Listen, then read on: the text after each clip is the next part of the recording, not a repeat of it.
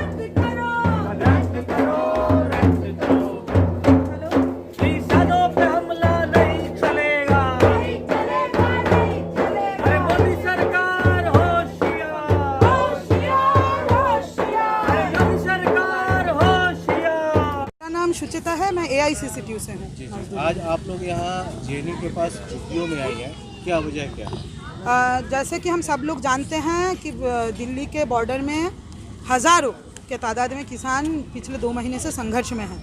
मोदी सरकार ने लॉकडाउन के दौरान जो किसान विरोधी 3 कानून लाए थे, वो कानून के खिलाफ ही आंदोलन चल रहा है और वो कानून अगर लागू होंगे तो देश में खेतीबाड़ी का में तबाही मच जाएगा। किसानों का जो खेतीबाड़ी करना लगभग नामुमकिन हो जाएगा, क्योंकि फसल और ज़मीन सब कुछ कंपनी के हाथों बेच दिया जा रहा है। एक तरीके से कंपनी राज थोपा जा रहा है। तो किसान कह रहे हैं कि कंपनी राज हम नहीं सहेंगे और इसके लिए वो विरोध कर रहे हैं। उनका मांग है कि तीनों जो किसान विरोधी कानून है उसको रद्द करे सरकार, लेकिन सरकार ये बात मानने के लिए तैयार नहीं है। हमने देखा है ये मोदी सरकार किस तरीके से पिछले दिनों भी तमाम सारे PSUs को सरकार ने बेचा, रेलवे को बेच दिया, BSNL बेचा, एयर इंडिया बेचा। मजदूर कानून को ऐसे लाया गया कि मजदूरों का सारा अधिकार छीन लिया गया। सब कुछ का चंद गिने चुने कंपनियों को, कॉरपोरेट्स को मुनाफा पहुंचाने के लिए किया जा रहा है। तो ये कंपनी राज के खिलाफ ये आंदोलन चल रहा है और 26 तारीख को किसान जो हमारे रिपब्लिक डे है, गणतंत्र दिवस है, उस दिन देश के किसान लोकतंत्र के लिए कंपनी राज के खिलाफ वो जो है ट्रैक्टर रैली करेंगे। और हम लोग दिल्ली के लोग, जैसे यहाँ पे आप देख सकते हैं लिखा गया है दिल्ली के लोग किसानों के साथ। हाँ, ये दिल्ली फॉर फार्मर्स ऑर्गेनाइजेशन का नाम है। तो पूरा दिल्ली में आज जो मजदूर तबका है, जो गरीब है, जो लॉकडाउन का मार झेला है, जिसको पता है कि राशन का ना मिलना क्या होता है, क्योंकि ये 3 कृषि कानून अगर लागू होंगे तो उससे राशन का व्यवस्था भी ध्वस्त हो जाएगा। क्योंकि सरकार अब फसल नहीं खरीदेगी, कंपनी खरीदी, और कंपनी राशन नहीं देगी, सरकार को देना है। लॉकडाउन के दौरान दिल्ली के तमाम सारे गरीब भूखे थे।